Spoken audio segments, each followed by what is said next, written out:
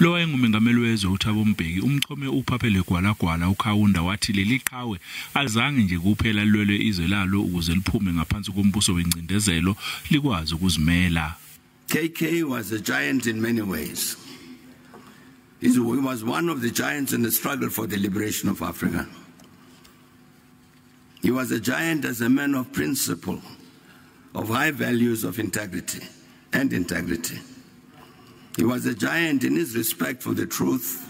UKK njengoba uKaunda aziwa kanjalo wasebenza kakhulelekeleli ANC ukuthi ikwazi ukuxhumana nalabo babeyizwela ngesikhathi kusenobandlululo.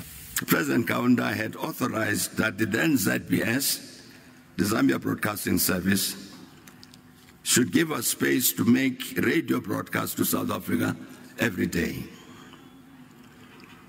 And our daily signature tune introducing our broadcast said, this is Radio Freedom, the voice of the African National Congress and wezwe, coming to you from Lusaka, Zambia.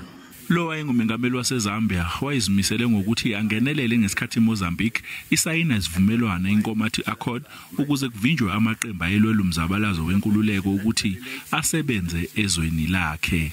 The frontline states met because they were very concerned that independent Mozambique had agreed with the apartheid regime to prohibit the ANC from using the country to continue the struggle against the apartheid crime against humanity.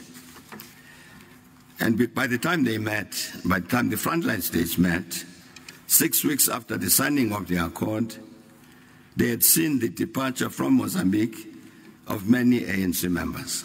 Mbeki uqhubeke wathi uKaunda wabamba iqhaza elimqoka ngesikhathi ANC ishicilelo somqulu wayo ucacisa ukuthi sikulungele ukuthatha izintambo zombuso phambi kokuphela kombuso wobandlululo.